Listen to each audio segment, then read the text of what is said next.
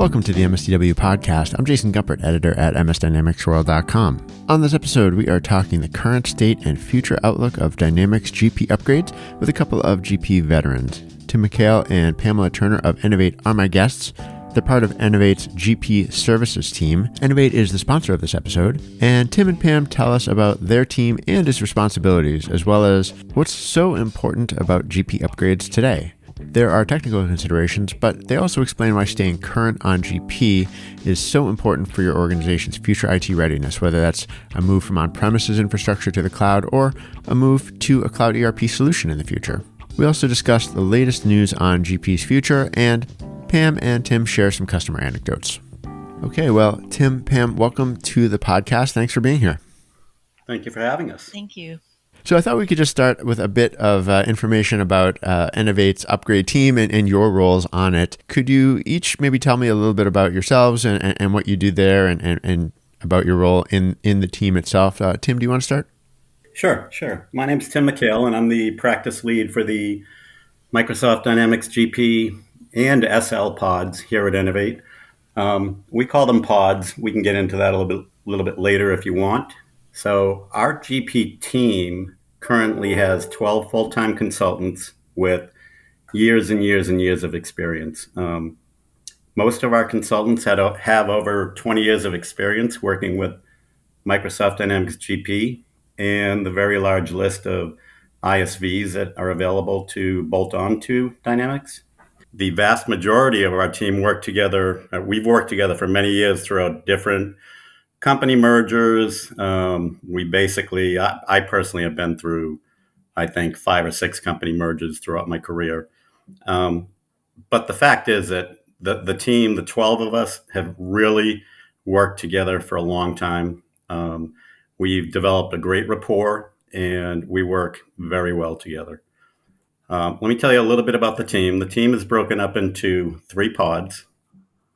Each pod has a delivery service lead. So basically, my role is the practice lead, and then we have a delivery service lead for each of the pods that we have. We have a functional pod, which basically does all the functional work within GP. Joe Grillo, who again has 20 plus years of experience, is the delivery service leader for that pod. We've got a development team. The development team is the team that scopes out and writes all the customizations and integrations. I am, in addition to being the practice lead, the delivery service lead for the development pod. And then we have a technical pod. Basically, this is the team that Pam is on. And this team is led by Lori Larson, who, again, has 20 plus years experience working with GP. In addition to the 12 full-time consultants, we have some very talented contractors to assist as needed, especially around manufacturing. We've got a ton of manufacturing customers, and we've got some really good contractors who help us out around the manufacturing. So as a GP practice, we have roughly 1,600 GP customers, more or less. And over the years, we have developed a good rapport with a lot of these customers because we have touched so many of them between all of us. I personally, my background, I have over 22 years of consulting and leadership roles within the GP product. And I personally have done hundreds, maybe even thousands of GP implementations over my career. I don't do, unfortunately, too much consulting anymore since I'm the practice lead. And I will tell you, sometimes I miss it. I enjoyed consulting. I still try to do some of it, but it's a passion of mine working with customers, and it really is a lot of fun. Personally, within the GP products, I have expertise in the financial, the distribution, and I am the loan expert or the loan consultant with expertise in the field service modules within GP here.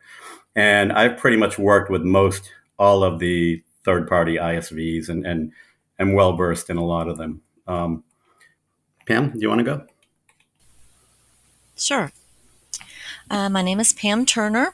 I'm a technical functional consultant, and I'm a member of the team that Tim mentioned does the upgrades. also server migrations and disaster recovery. I've worked with many clients over the years. I have 24 years of experience with Microsoft Dynamics GP products, Microsoft technical products, and many related ISVs. I'm passionate about GP and passionate about my customers, and I want to help them progress and, do the best with their GP products. Mm-hmm. Well, welcome to both of you. One of the things I took away from planning as we were getting ready to record today's conversation was just how busy you seem to be. And Tim, you touched on it. 1,600 GP customers, and obviously the world of GP is even a lot bigger than that still. How busy is it out there these days in terms of what GP customers need? Where do you see the needs being, and what are they asking for these days? So our customer base is roughly about 1,600 GP customers. We also have about 500 SL customers. The GP technical team, along with sales, is constantly touching base with our client base, working with the customer base to educate them on the benefits of being on the newest version of GP. Some of the factors, and we are extremely busy right now with our upgrade team. I'll give you an example. The month of September, the practice as a whole, we were 85% chargeable, which is fantastic. Our goal is to have the team at 75% chargeability, and we've hit 85 for September, and I think it was 80 for the last quarter. So we have been extremely busy. This group here probably hit 90% chargeability. Some of the factors around that, well, probably the biggest one that we had was for compliance with Microsoft's Modern Lifecycle. If the customers want to stay current with Microsoft support, then they must upgrade each year. And I'll let Pam jump in and talk a little bit about that and the factors behind that. Sure. So the Modern Lifecycle, the updates are usually, they're every year, basically. The versions are changing at this point every year. So for an upgrade, as an example, if we've got a customer that's on GP 2013 and say SQL 2012, you would have approximately 6 hops to get current on GP 18.5. So, that makes it important to keep up with that modern life cycle. You really should be doing your upgrades yearly. Also, in terms of the cost of upgrades, it helps if you're upgrading yearly because there's not, the hops are less. But let's say in that example that I gave, if you're on an older version like that, you would have to usually have at least one what they would call mid-step server, and then you would have your final server that would start out as your test server. So you would have probably an update to that GP 2013 to get you to a more current version of it, or build. Then you would have to upgrade to GP 2016. From there, you would have to go to GP 18.3.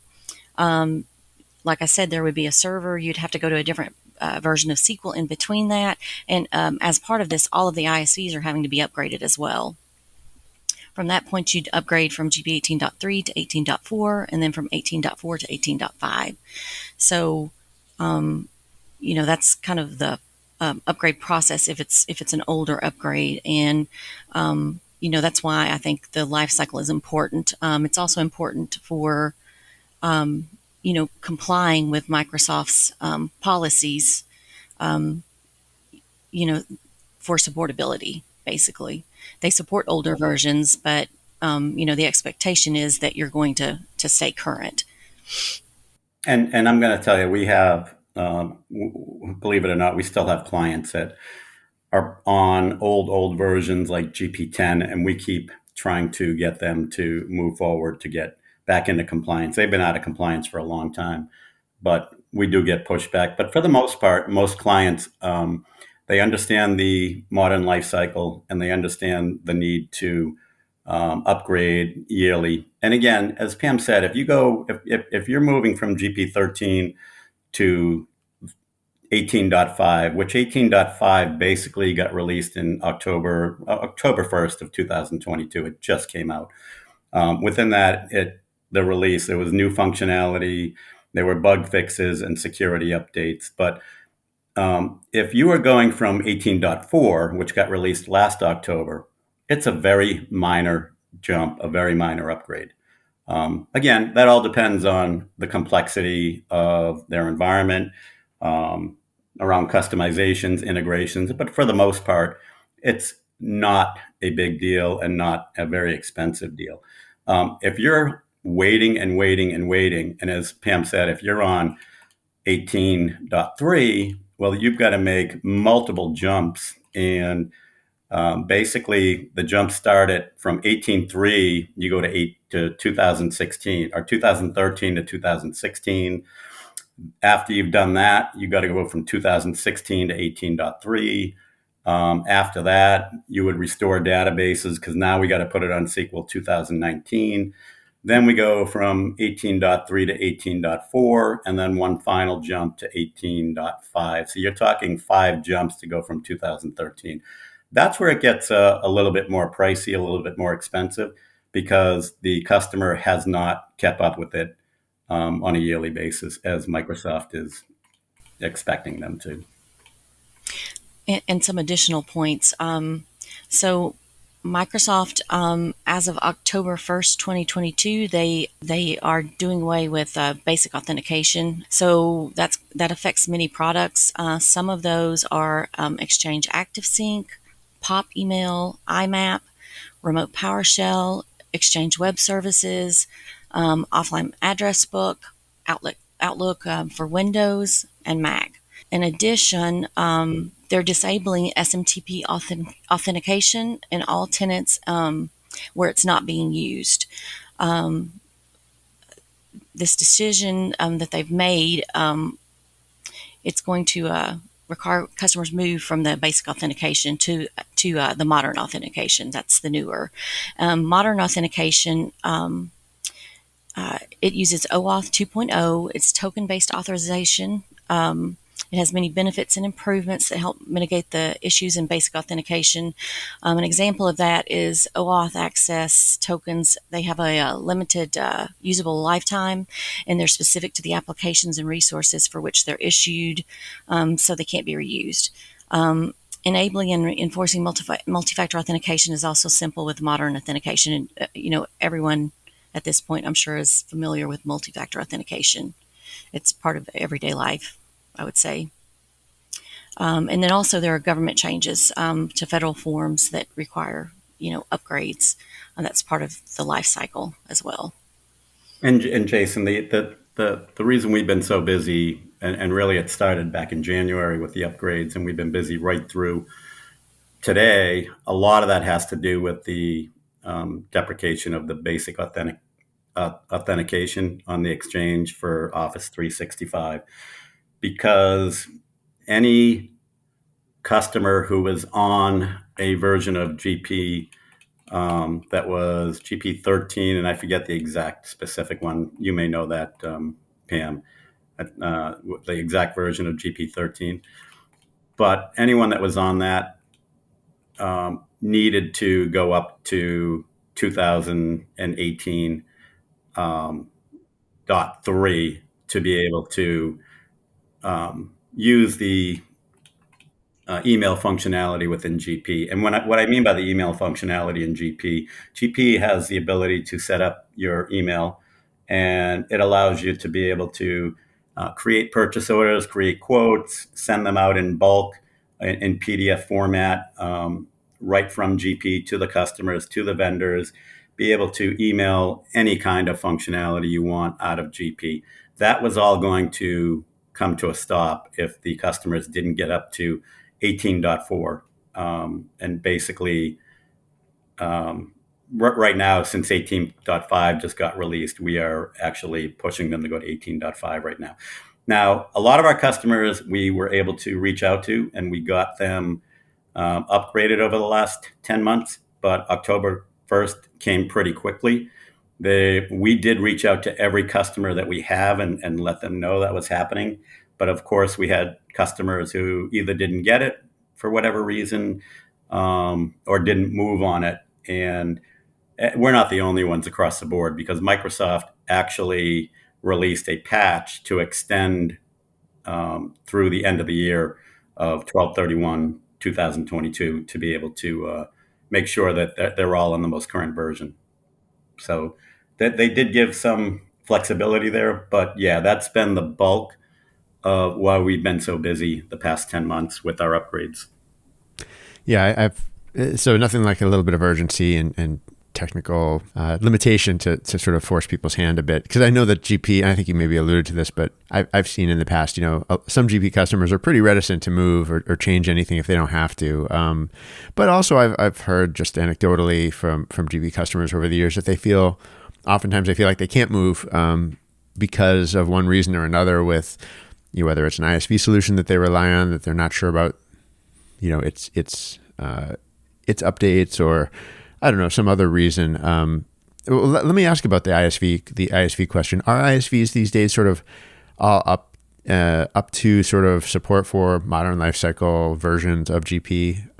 Is that still a barrier the way I used to hear it?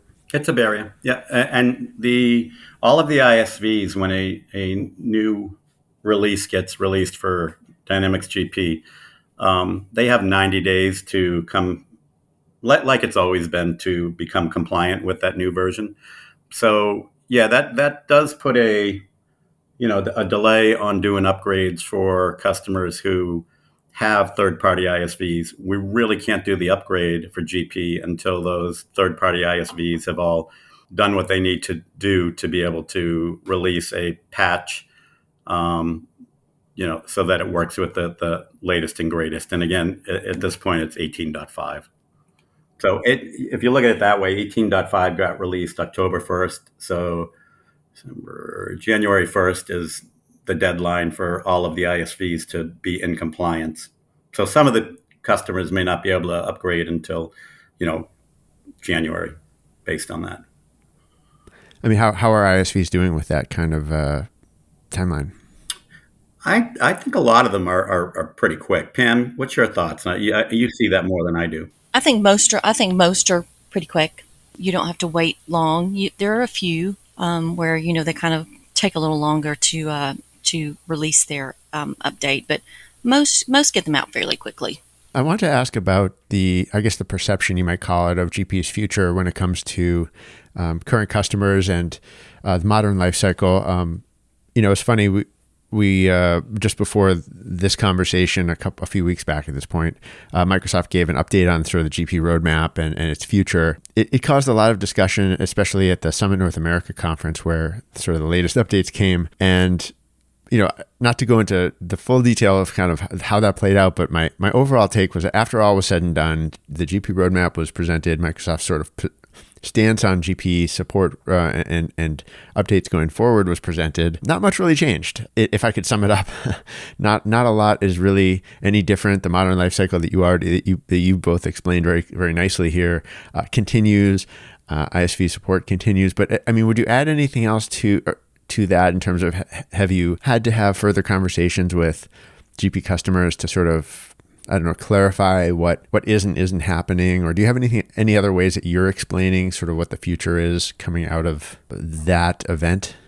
Yeah, as far as what happened down there, I haven't had, and I thought I would, but I haven't had any customers reach out yet and ask, what happened and what the question or what was going on down there. Now, I will say, when I heard that, and there was an email that came out from, we had a large presence down there. I wasn't able to be there, but we had a large presence down there. We had a booth, and we had a lot of people presenting. So there were a lot of us from Enavate were in the general GP session when this was stated. So basically, and this being at first, Microsoft said, we're not going to do any more feature updates for GP. That was sort of the initial statement, and then they sort of clarified it later to explain it wasn't. Yeah, exactly. From what I understand, that happened in the general GP session. Yeah. Where basically there was three parts to that. They gave away awards, and then Terry Healy, and this is the kicker. Terry Healy went on And she did what's new training and showed everybody in the room what's new for 2018.5. And Terry also restated what we've been hearing right along, that new functionality would be released yearly through 2028.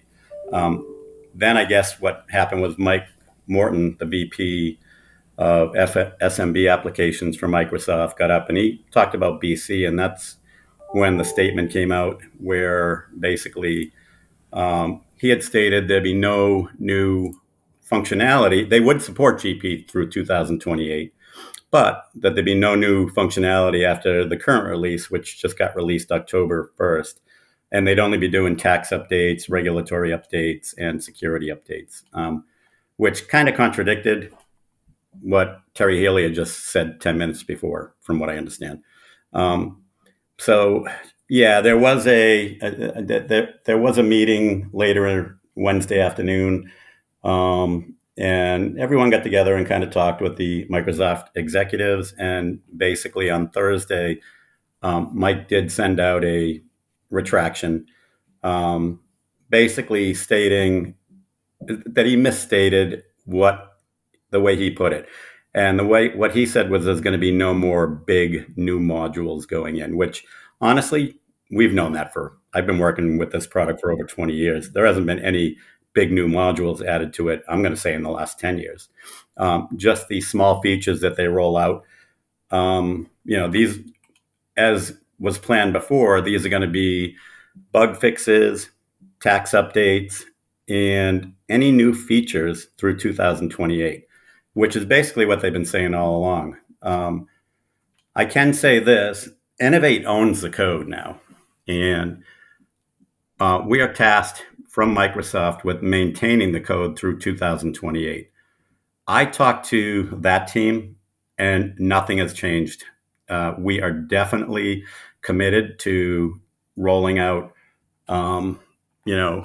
the yearly updates with new features, along with fixing bugs, security patches, tax updates. And I can also say that Enavate is committed to our GP customers to continue supporting their current ERP system. And at the same time, we're committed to working with them and teaching with them if they're interested in moving off of GP, and how they can go from GP to Dynamics 365 Business Central. That's such an interesting point because it's almost been it's almost imperceptible. It probably basically is imperceptible that code management is now with the Enavate team. But it also kind of makes sense when you hear updates on GP roadmap. Often, last time I heard a new feature update, I think it was from people on the Enavate team who used to be on the GP team at Microsoft. That's good, and that's good to know, I think, for our listeners as well, to sort of understand that point. All right. Well, I want to maybe talk about some of the highlights from, I know you recently sort of presented on a lot of the findings or a lot of the details that you talk about with upgrades for customers. I know we've talked about some of them, some of the ones that are really kind of forcing GP customers to really take action and upgrade so they don't sort of lose functionality like email authentication. But when it comes to thinking, as you were talking about Business Central upgrades or just staying current with sort of other Microsoft technology, can you talk about some of the areas there where GP customers are, I guess, most interested to sort of learn what their options are? Obviously, a BC migration is one of them, but I think of things like, further investment in other Microsoft cloud technology, Office 365, perhaps, other advantages to staying current with GP today for your future plans. Sure. One thing is, if you keep current with your version of Dynamics GP, that's going to pretty much force you to stay current, or at least somewhat current, with your version of Windows. Also your web browsers, Edge, Chrome, primarily Edge. And these are also things that, that are required for BC. Email, TLS 1.2, 1.0 and 1.1 were basically, they're no longer compliant. So you want to have those turned off. And as of October 1st, Microsoft actually decommissioned, I'm not sure that's the right word, but TLS 1.2. So that affects Office 365. Also, there are VBA around TLS 1.2 and around Office. So those are things that are impacted, and you want to stay current, basically. current with GP and current with your Windows and SQL, Office. What about when it comes to costs? I mean, how have costs changed, or cost management, I guess you might say, changed for GP customers in sort of the current era of Modern Lifecycle and all that goes along with it? Yeah, well, as far as and as far as estimating costs and the factors that influence it, obviously there's every GP install can be different. We have some customers who have, I think we have one that has 700 different GP databases. We've got others, that have one or two GP databases. We've also got, and we do a lot of this, and we have done a lot of this in the past, where you have GP customers who had 50 or 60 databases, because each one of those was a legal entity. But we sell and we implement a lot of the multi-entity product from E1, which then condenses all of those databases into one database where they're still able to be all legal entities. But really, the things that come into factor when you're costing out an upgrade or a migration would be size of the databases, the number of databases, any ISV products that they have bolted on. Obviously, the GP version you're coming from, and the number of hops to get you to the most recent version. Again, the version of SQL you're on, and the number of hops in the SQL server to get you to the most recent version. And probably the biggest one is we've got a lot of customers who are highly customized. We've written probably 90% of the customizations for them. We have that all in a repository, so we can go back at any point when we're going through the review of the customer and coming up with an estimate to do the upgrade. And part of that is to estimate the cost of the upgrading the customization, and also integrations. The bulk of our integrations are written with a tool called Smart Connect from E1, which uses eConnect technology.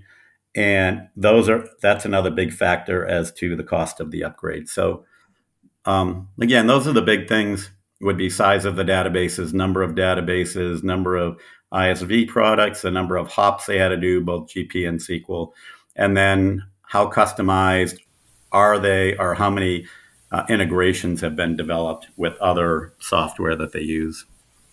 And another note on that, when I mentioned that, the example of upgrading from GP 2013 with SQL 2012, that actually was 5 hops. But I mean, if you take, let's say you have a lot of databases, each of those databases take time, and you've got multiple, 5 different hops with that example, that's going to add to the cost. So that's another reason it's a good idea to keep current. When it comes to a lot of hops like that, are customers typically looking to just keep that sort of deployment on their own servers, or perhaps buy new ones if it needs support for newer technology, or do you often take those kinds of customers to the cloud? I see many customers moving to the cloud. We have customers that have on-premise as well, but I see customers moving to the cloud more often now than ever before. So, like it may be migrating to a server that's in the cloud, a hosted server. I think that's the one I see probably more often lately. Yeah. So the 3 big things that we're pushing with sales right now are looking at GP and SL customers and talking to them about upgrading and why they should upgrade. So that's one of the big ones. Another one is basically when we're talking to these customers about that, if they have the servers on-prem, we talk through and give them the details and the benefits of moving their servers from on-prem up to either the private cloud or the Azure cloud. And that's another part of why we have been so busy. We're not only doing upgrades, but we are doing a lot of migrations, getting customers away from their on-prem servers and putting them up in the Azure cloud. And our third big incentive for customers is the ones who feel that they're done with GP at this point and or SL, is showing them the roadmap and why it would benefit them to move from GP and SL to BC, which would be the Business Central. Sure.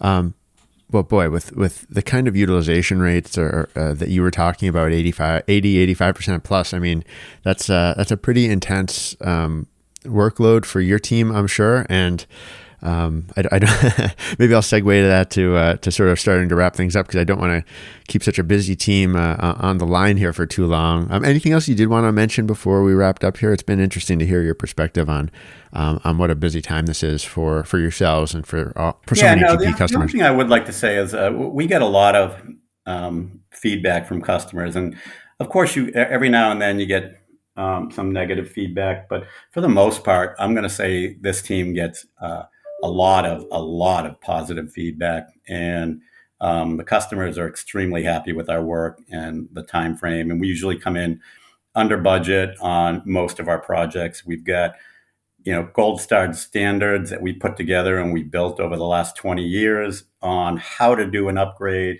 Every upgrade in every environment for every customer is built exactly the same. It makes for anyone who can step in from the team and know exactly what the environment looks like. It also helps with our support team, because the support team knows that no matter what customer it is, they know where to go and how the environment's going to look. I'd love to give one customer anecdote, if you don't mind. Not here really quick.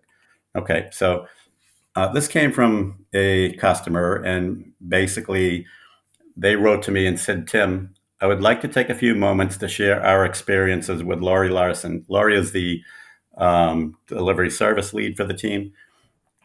She was not 100%, but 1,000% on the ball with our conversion and did everything to perfection. She kept Enavate's team on task and covered when other people were not keeping up with their role. Laurie was always positive and willing to find the fix, expert, and solution to any of our challenges that came our way. We would highly recommend using Laurie again and anyone on that team for our next upgrade. And I get things like this all the time. It's great. I love seeing this. When I get things like this, I push it up to ELP, the executive leadership, so that they can see it, because it's always nice to get good feedback and knowing that our team is really going above and beyond to give the customer what they want and a great experience.